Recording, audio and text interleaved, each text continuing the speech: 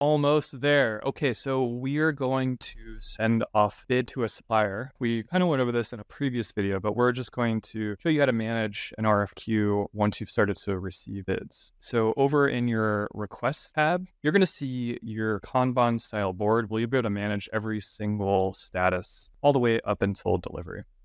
Now, this is the one that we made in the previous video that currently does not have any bids.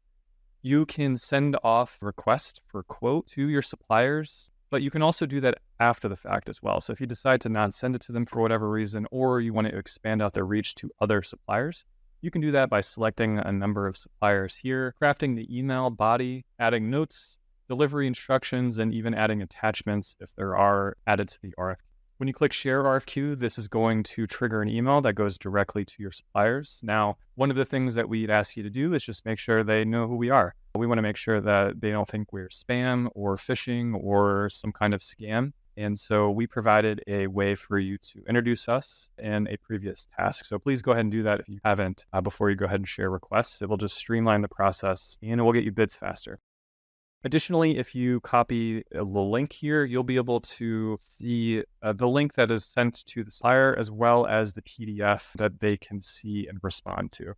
When they get an email from Ply, it's actually coming from you with your information. So you'll see the bid details, your logo, where it's going, and all the additional information about this one bid.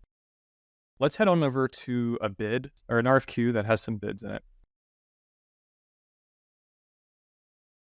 So this is one where we've received 5 different bids. At this point, you can make a decision on what you want to go with. So when you click into a cell here, you'll be able to review all of the information on a per supplier level. You'll be able to see the material coverage. So this one actually has all of the materials, but if there's a partial coverage, it will say that.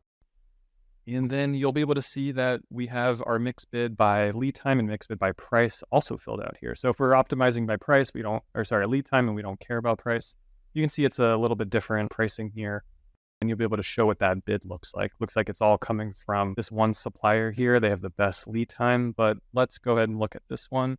Yep, an entirely different supplier, but a longer lead time. Now, if there are multiple suppliers kind of competing, you'll be able to see the breakdown of each supplier as well. We can go ahead and accept this bid, and then when we receive payment, we'll be able to finalize the transaction with the supplier. You pay us, we pay all the suppliers, and you just sit back and wait for your items to show up.